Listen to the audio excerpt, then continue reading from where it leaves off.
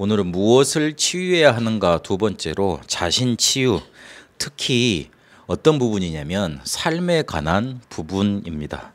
그 부분에 대해서 어떻게 치유받아야 될 것인지 정리를 하려고 합니다. 실제로 우리가 치유하는 행위보다 뭐가 먼저 준비돼야 되냐면 치유를 어떤 것부터 해야 되느냐, 치유를 왜 해야 되느냐, 그리고 이 치유에 대해서 성경은 뭐라고 말씀하시고, 그리고 어떤 방법으로 치유하기를 원하시느냐, 말씀 정리부터 먼저 확고하게 되어져야 됩니다. 그래서 우리 방법으로 치유하고 세상에서 하는 방법으로 치유받기 이전에 하나님이 우리에게 원하시는 방법이 뭔지, 성경이 원하시는 방법이 뭔지 그것부터 우리 속에 쌓여 있어야 됩니다. 그래서 계속 이렇게 말씀을 보고 있습니다. 오늘 자신 치유라고 그랬는데 대부분 많이 질문하는 내용들이 이겁니다. 왜 예수는 그리스도 모든 문제 끝났다고 그러는데 왜 안 되어지느냐? 실제로 왜 무너지느냐? 왜 이거를 나는 넘어서지를 못하겠느냐? 이 부분에 대해서 많이 질문을 하고 또 그 부분에 걸려서 앞으로 나아가지를 못합니다. 현상 유지를 해야 되는데 뭔가 딱 막혀가지고 더 이상 뭔가 안 되어지는 거죠. 다락방도 잘 되어질 수밖에 없고 성경적인 거니까, 성령께서 역사하시는 거니까 분명히 전도도 될 수밖에 없고, 그리고 우리가 구원받았기 때문에 하나님이 함께 하시기 때문에 우리의 삶도 되어질 수밖에 없는데 왜 이게 잘 안 되느냐? 뭔가 가로막힌 담이 있다는 겁니다. 그 말은 무슨 말이냐면 우리의 삶 속에 치유받을 부분이 분명히 존재한다는 내용입니다.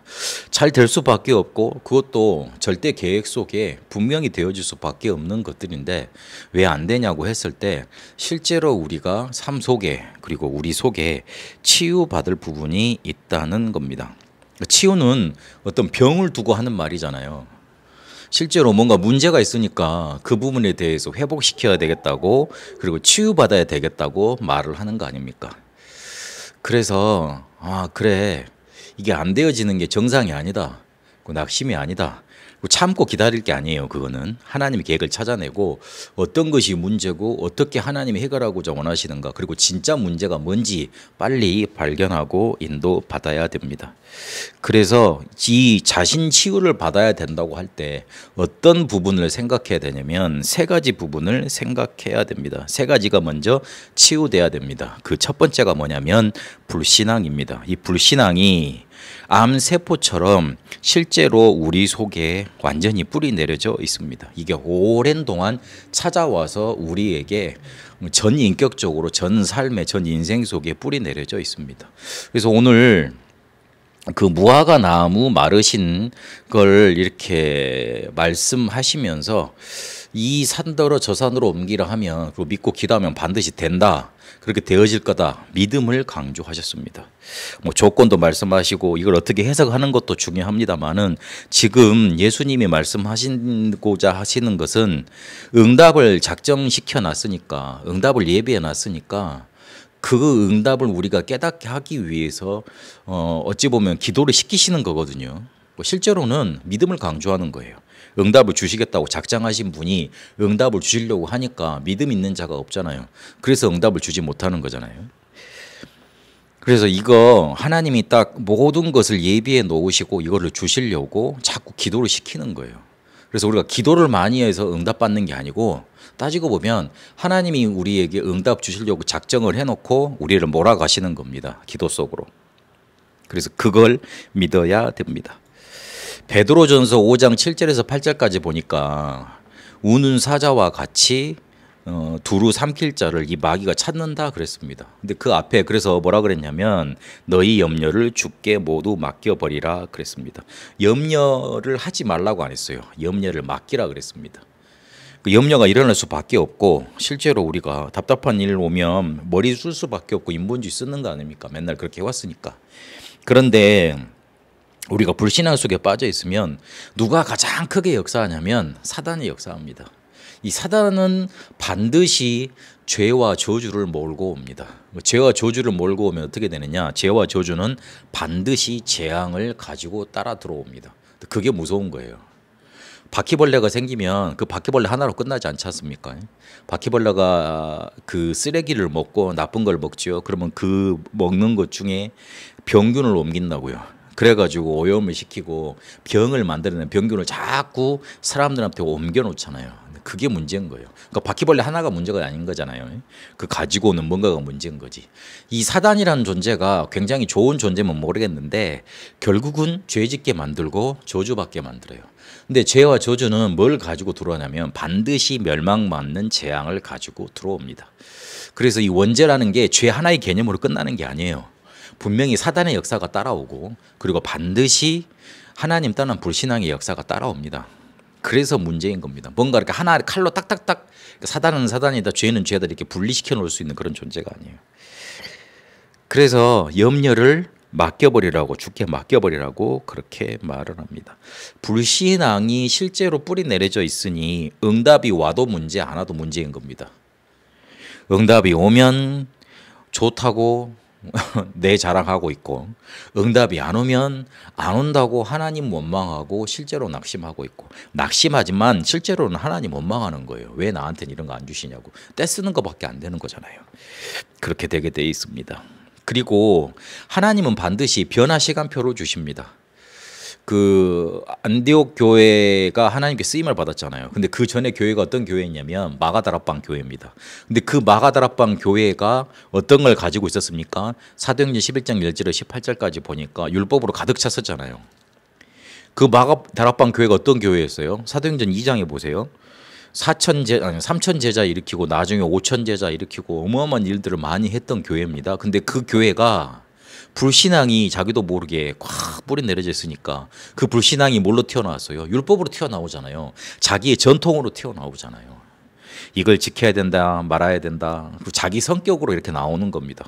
그러니까 하나님은 그걸 변화시키려고 다른 것을 주려고 그러고 다른 곳으로 이 복음을 전하려고 그렇게 하려고 하시는데 그걸 통해서 축복으로 느껴야 될 것인데 갈등으로 느껴요. 갈등으로 느끼니까 갈등은 넘어서기 힘들어요, 솔직히. 어마어마한 힘이 있지 않은 이상 이것 속에 뭔가 하나님의 계획을 발견하고 뭔가 큰 소망을 발견하지 않는 이상 갈등을 못 넘어서게 되어 있습니다. 그래서 반드시 변화 시간표가 옵니다. 지금도 사람들이 일자리 다툼을 하는 것 같지만 그렇지 않아요. 사회의 전반적인 구조 자체가 변하고 있는 거예요.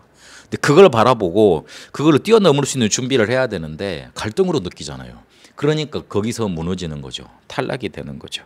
우리도 영적인 것도 마찬가지입니다. 갈등을 넘어설 수 없을 정도로 그렇게 불신앙이 우리를 꽉 사로잡게 됩니다. 그래서 이거 치유받아야 됩니다. 실제로 불신앙이 유대인과 마가다락방을 그냥 그 자리에 주저앉힌 그런 역할을 했습니다. 그럼 우리라고 별다르게 있겠습니까? 바울과 안디옥 교회가 이 부분을 잘 봤던 거예요. 불신앙. 율법도 결국은 불신앙이에요. 하나님 안 믿는 거예요. 결국은 하나님 안 믿는 거잖아요. 자기 자랑하고 그다음에 전통 중시하는 거 결국은 하나님을 더 중요시하지 않는 겁니다. 결국 불신앙입니다. 그래서 삶에서 가장 치유받을 부분이 어떤 것이냐? 우리 속에 알게 모르게 암세포처럼 전반적으로 꽉 사로잡고 있는 불신앙, 요거 치유받아야 됩니다. 그리고 우리의 삶은 문제로 구성되어 있습니다. 이 부분 치유받고 넘어설 수 있는 힘 얻어야 됩니다. 사람들이 대부분 개인 문제를 어떻게 해결하냐면 자기 속에 들어와 있는 잠재의식 속에 들어와 있는 것으로 해결을 하려고 많이 애를 씁니다. 아니, 애를 쓴다기보다는 그렇게 실제로 되어버려요. 실제로 그렇게 돼버립니다. 어떤 사람은 답답한 일이 생기면 담배를 찾고 어떤 사람은 이렇게 답답한 일이 생기면 술을 찾거든요. 그게 나쁘다는 게 아니고 그렇게 뭔가 취하고 뭔가 다른 걸 취해서 해결해 보려고 하는 근본적인 잠재된 문제 해결책인 거예요. 어떤 사람은 개인 문제만 생기면 숨어버린다든지 아니면 뭔가 이렇게 막 속으로 이렇게 막 낙심해 버린다든지 그렇게 되는 거. 그 잠재된 속으로 들어간 거. 그게 삶의 문제 해결책으로 그 사람한테 가 있는 겁니다. 근데 그렇게 개인 문제 해결책 잠재된 것으로 계속 해결하는 것은 어떻게 되냐면 결국은 나를 가장 비참했던 자리로 돌아가게 만드는 게 됩니다. 그래서 이 잠재된 것으로 실제로는 내 것이잖아요. 내게 있는 것으로 자꾸 문제를 해결하면 문제를 해결하는 게 아니고 덮어놓는 거예요. 참는 거예요.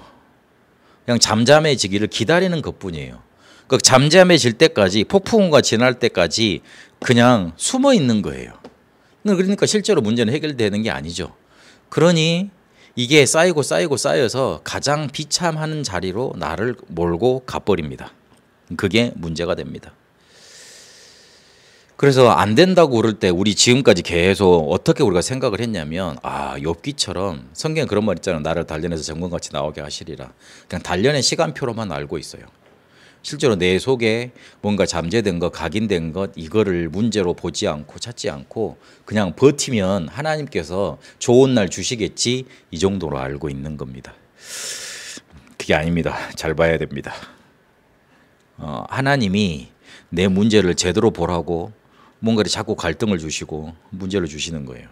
그러니까 하나님이 주셨다기보다는 내가 자꾸 일으키는 거예요. 자세히 따지고 보면. 그리고 내가 예전에 이걸 해결할 수 있었을 것인데 복음 딱 붙잡았으면 언약 붙잡았으면 그게 해결됐을 것인데 제대로 안 붙잡았던 거예요. 안 붙잡혀졌던 거예요. 그래서 자꾸 내가 복음으로 해결하지 않고 율법으로 해결을 했고 아니면 종교적인 성향으로 해결하려고 그랬고 아니면 열심으로 떼어 붙였거나 아니면 다른 건 열심히 하다가 그냥 덮어놓고 살았던 겁니다. 그래서 우리의 습관은 이거는 별거 아닌 것 같은데 오래된 것입니다. 우리의 삶 속에 오래된 것이고 반복되어 있다가 망대처럼 든든하게 세워진 거예요. 그래서 쉽게 변하지 않습니다. 그래서 그 반대로 살려내야 됩니다. 그리고 주와 부, 우선순위를 자꾸 헷갈리기 때문에 이 삶의 문제가 실제로 해결되지 않습니다. 조금만 영적인 게 주가 되면 우리의 삶은 살아납니다. 다 할 수는 없잖아요. 대부분 우리 랩런트를 보면서도 내가 그걸 많이 느끼는데 내가 바빠서요 목사님 시간이 나면 목사님께 연락할게요 그러더라고요. 말은 맞는 것 같은데요 우선순위가 자기 삶이 먼저가 돼 있잖아요. 그럼 불신자하고 다를 바 없잖아요. 거의 대부분 그리 돼 있더라니까요. 시간을 먼저 목사님하고 가지고 이 다락방을 먼저 하고 일을 하겠습니다 그게 아니에요. 아니더라고. 보니까 뭐가 먼저냐면 자기 일 먼저 해놓고 공부 먼저 해놓고 남는 시간 있으면 교회에 올게요 이렇더라고요. 그럼 평생 가도 못 오지. 밥은 어떡할 건데. 그럼 불신자하고 똑같은 거 아니에요. 그러니까 주와 부가 바뀌어지지 않는다는 거는 실제로 삶은 실제로의 상태는 불신자라는 거예요. 그 불신자에게 하나님이 역사하실 수 있겠어요? 응답하실 수 있겠어요? 그 응답이 이제 문제가 해결이 되겠어요? 그렇게 되지 않죠. 그리고 대부분 시간표를 놓쳐요. 내가 문제가 왔을 때 분명히 이거를 그리스도 언약 붙잡고 해결해야 될 시간표가 있는데 놓치더라고요. 그냥 덮어놓거나 아니면 다음에 한다거나 그런 식으로 우선순위하고 또 연결이 되죠. 삶의 문제 이걸 통해서 우리의 그릇까지 결정이 되고 응답에 큰 뭔가 이렇게 망대가 세워집니다. 그래서 이 삶 속에 문제 해결하는 거를 치유받아야 됩니다. 복음으로 붙잡고 복음으로 해석하고 복음으로 붙들어야 됩니다. 그리고 마지막은 이 영적 문제입니다. 실제로 우리도 모르는 이 악한 영하고 연결되어 있는 본인도 어찌할 수 없는 문제에 시달리는 분들이 많습니다. 이 부분을 봐야 됩니다. 그리고 실제로 이런 사람들이 지금 우리나라에 무속인만 100만 명, 이 사람들이 귀신 들려 있는 거잖아요. 앞으로 이런 사람들이 계속 몰려오고 그리고 답을 찾아서 우리를 찾아오게 될 겁니다. 답은 복음밖에 없지 않습니까? 실제로 살려줄 수 있는 건 복음밖에 없지 않습니까? 그래서 우리가 실제로 자신을 치유하는데 요 세 가지 부분을 좀 이렇게 생각을 해보고 준비를 해야 됩니다. 우리 삶 속에 실제로 뿌리 내려져 있는 암세포처럼 뿌리 내려져 있는 불신앙, 그리고 삶 속에 실제로 문제 해결하는 해결책이 어떤 것인가, 요걸 바꿔야 됩니다. 그리고 나도 없지할 수 없는 시달림의 문제, 이런 것들을 고민하고 이렇게 삶 속에 이렇게 막 드러나지 않게 시달리고 있는 사람들이 많습니다. 이 부분을 이 복음으로 치유하고 도와줄 수 있는 부분 붙잡고 인도받아야 됩니다. 삶이라는 게 우리 앞서서 말씀을 나눴습니다마는 오래된 겁니다. 그리고 그 오래된 것 속에 반복되어 왔습니다. 그러다가 든든한 무너뜨릴 수 없는 튼튼한 망대가 돼버린 거예요. 그렇다면 이거를 어떻게 봐야 되냐면 절대 불가능이다 봐야 돼요. 삶이라고 그래서 우리가 쉽게 그걸 해결할 수 있다고 다들 생각하는데 오히려 절대 불가능으로 보는 게 더 빠른 치유로 갈 수 있고 더 쉽게 해결할 수 있습니다. 그래서 절대 불가능이라고 봐져버리면 만약 이 삶에 내가 치유가 안 돼도 낙심이 안 될 거 아니에요. 왜? 내가 해결할 수 없는 것이라고 내가 인정이 됐기 때문에. 그리고 좀 되어져도 내 자랑이 안 될 거 아닙니까? 왜냐하면 내가 고칠 수 없는 것이었기 때문에. 그렇지 않습니까? 그래서 오래된 것이고 반복된 것이어서 이게 든든한 뭔가 이렇게 철옹성처럼 딱 버티고 있는 것이기 때문에 바꿀 수 없는 것이다. 그래서 절대 불가능이다. 이거를 절대 불가능을 바꿔내려면 언약 붙잡고 살려내는 길밖에 없습니다. 뭘로 살려내면 되냐면 말씀을 붙들고 기도 속으로 들어가고 그리고 자꾸 증거를 찾아내야 돼요. 하나님의 말씀의 증거, 교회사의 증거, 현실의 증거, 그리고 말씀과 기도를 통해서 오는 그 은혜의 증거 자꾸 찾아내야 됩니다. 증거를 자꾸 내 속에서 찾아내니까 옛날 것에서 찾아내니까 다시 원상태로 가죠. 그래서 오래된 것이기 때문에 절대 불가능이다. 그래서 살려내야 된다. 그러면 불신앙과 삶과 이 영적인 문제, 어쩔 수 없는 이 영적인 문제는 나도 모르는 사이에 변화되어 있고 응답의 자리로 나를 이끄는 발판이 되어 있습니다. 자신 치유, 오늘 삶에 대해서 좀 알아봤습니다. 하나님이 분명히 우리에게 응답하시려고 치유하시려고 이 부분들을 알려주시는 겁니다. 그래서 믿음을 회복하시고 살려내는 응답 속에 있게 되시길 바랍니다. 살아계신 하나님, 우리의 자신을 놓고 불신앙과 이거 해결할 수 없는 삶의 문제와 이 영적인 문제에 치유받아야 될 것 알려주시니 감사드립니다. 실제로 우리의 삶 속에 치유받을 부분 찾아내 이것이 응답으로 되어지고 변화의 발판되는 축복 누려가게 하옵소서. 살아계신 우리 주 예수 그리스도 이름으로 기도합니다. 아멘.